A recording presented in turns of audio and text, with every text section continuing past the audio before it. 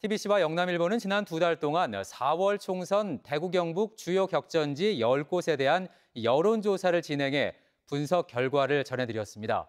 대부분의 지역구는 현역 의원이 근소하게 앞서는 것으로 나타났지만 초박빙이나 무소속 후보가 앞서는 곳도 있었는데요. 앞으로 공천 결과에 따라 해당 지역을 중심으로 지역 제한은 후폭풍도 예상됩니다. 권준범 기자가 전해드립니다. 대구 달서구 병은 김용판 의원이 재선을 노리는 곳입니다. 김 의원에 맞서 권영진 전 대구시장이 국민의힘 공천을 신청한 상태입니다. 후보 적합도 조사에서 김용판 의원 23%, 권영진 전 시장 22%로 그야말로 초접전 양상, 한 치 앞도 예측할 수 없는 상황입니다.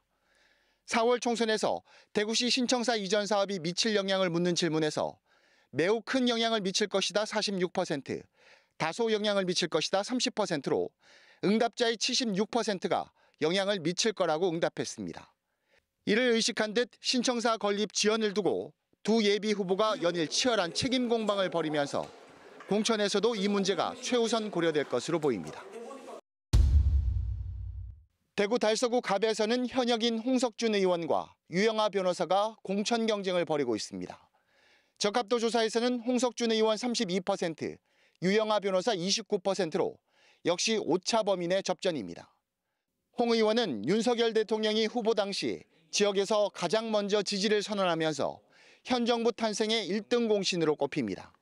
이에 맞선 유 변호사는 박근혜 전 대통령의 최측근 인사로 출마 선언과 동시에 시의원 2명의 지지를 얻는 등 만만치 않은 저력을 보이고 있어 공천 결과가 주목됩니다.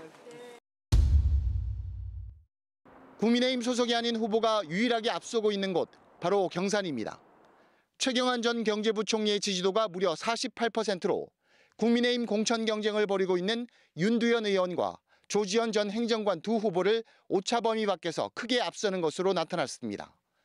현역인 윤두현 의원이 공천받을 경우를 가정한 가상 대결에서도 최 전 부총리 45%, 윤 의원 30%로 역시나 오차 범위 밖에서 최 전 부총리가 우위를 보였습니다. 최 전 부총리가 당선되더라도 결국 복당할 가능성이 높지만 이 지역구를 두고 국민의힘 공관위의 고심이 깊은 것으로 전해지고 있습니다. TBC 권준범입니다.